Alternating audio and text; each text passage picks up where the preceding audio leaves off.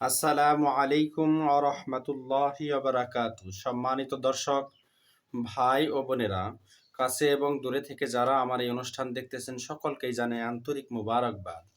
আমি মুফতি মোহাম্মদ জহিরুল ইসলাম আপনাদের সামনে নিয়ে এসেছি আজকে স্বপ্নের ব্যাখ্যা। স্বপ্নে যদি আমরা আজান দিতে দেখি বা আজান শুনতে পাই তাহলে এর কি ব্যাখ্যা হবে?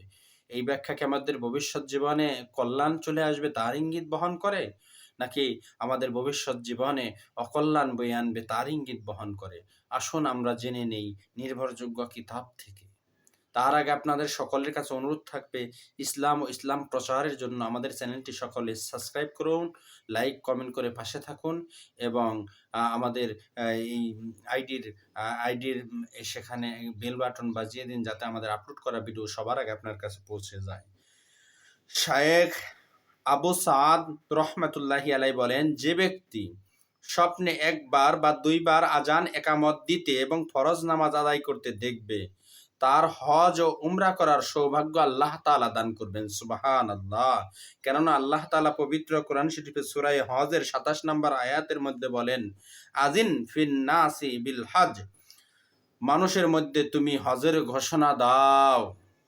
মিনারায় আজান দিতে দেখলে স্বপ্নদ্রষ্টা সত্য পথে মানুষকে আহ্বানকারী হবে, মানুষকে সৎ পথে আহ্বান করবে। হজের সৌভাগ্য তার হবে।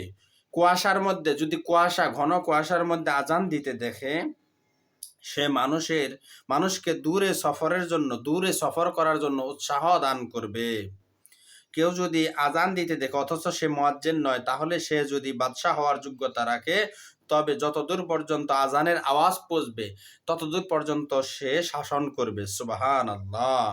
টিলার উপর দাঁড়িয়ে যদি আজান দিতে দেখে কেউ টিলা উপর দাঁড়িয়ে যদি আজান দিতে দেখে, তাহলে সে কোনো অনারব লোকের কাছ থেকে রাজত্ব লাভ করবে।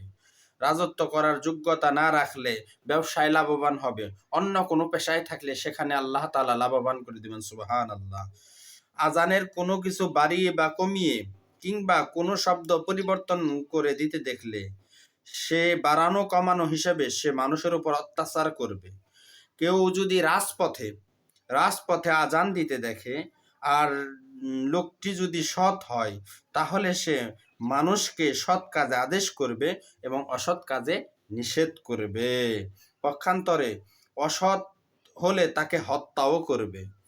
দেওয়ালের উপর দাঁড়িয়ে যদি কেউ আজান দিতে দেখে, যদি দেওয়ালের উপর দাঁড়িয়ে কেউ আজান দেয়, তাহলে স্বপ্নদ্রষ্টা কোনো ব্যক্তির সাথে সন্ধি করবে এবং সন্ধির আহ্বান জানাবে। ঘরের ছাদের উপর দাঁড়িয়ে যদি কেউ আজান দিতে দেখে, তাহলে স্বপ্নদ্রষ্টার স্ত্রী মারা যাবে। ইন্না লিল্লাহ। এই রকমের স্বপ্নের ব্যাখ্যা আরো রয়েছে, আমরা সামনে অনেক ভিডিওতে প্রচার করব ইনশাআল্লাহ। এবং আল্লাহ তাআলা আমাদের সকলকেই সহিহ স্বপ্নের ব্যাখ্যা অর্জন করার তৌফিক দান করুক। আমিন। আসসালামু আলাইকুম ওয়া রাহমাতুল্লাহ।